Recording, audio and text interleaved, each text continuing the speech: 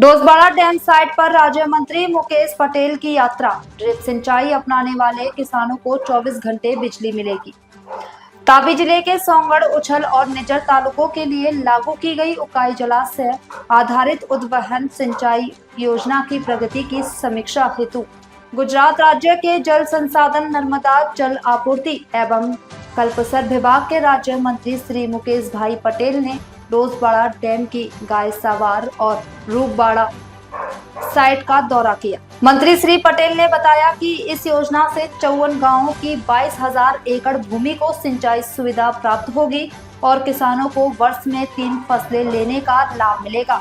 उन्होंने किसानों से ड्रिप सिंचाई को अपनाने की अपील की, जिससे जल की बचत होगी और उन्हें 24 घंटे बिजली की सुविधा भी प्रदान की जाएगी। उन्होंने गाँव में माइक्रो इरिगेशन आधारित समितियां बनाने के निर्देश भी दिए। इस अवसर पर जिला पंचायत अध्यक्ष, विधायकगण, मुख्य अभियंता तथा स्थानीय जनप्रतिनिधि एवं किसान भी उपस्थित थे। सोनगढ़ सिंचाई उद्वहन योजना माननीय वडाप्रधान श्री मोदी साहेबનું સપનું છેવાડાના માનવી સુધીનો વિકાસ, એટલે કે છેવાડાના માનવી સુધીને તમામ પ્રકારની સુવિધાઓ મળે।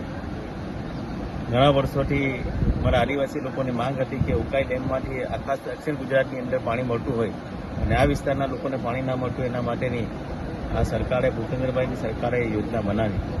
એની અંદર યોજનાની અંદર 2 તબક્કાની યોજના છે। લગભગ 900 કરોડની યોજનાની અંદર લગભગ 14,000 જેટલા ખેડૂતો અને 27,000 હેક્ટરને આ ઉદ્વહન સિંચાઈની યોજનાનો લાભ મળવાનો છે। આજે અમે પ્રથમ તબક્કાની અંદર આ જે વિસ્તારની અંદર પાણી આપ્યું છે એમાં 54 ગામ અને 10,000 હેક્ટર અને લગભગ 5500 જેટલા ખેડૂતોને આ યોજનાનો લાભ મળી રહ્યો છે। અમે સાથે સાથે આ યોજના સાથે 200 જેટલા ચેક ડેમો પણ બનાવ્યા હતા।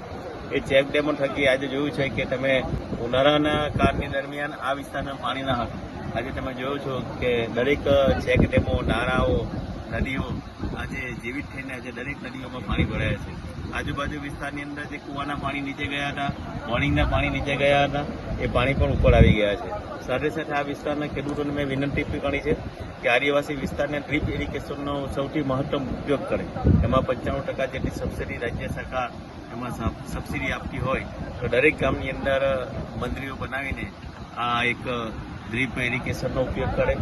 સાથે સાથે વરસાદનું પાણી, જે વરસાદનું પાણી બહાર વહી જતું એના માટે પણ રેઇન વોટર હાર્વેસ્ટિંગના દરેક ગામની અંદર થાય એના માટે પણ એના ધારાસભ્યશ્રી, તાલુકા પંચાયતના સભ્યશ્રી, જિલ્લા પંચાયતના સભ્યશ્રી આ તમામને વિનંતી કરી છે કે આ કામો પણ સાથે થાય।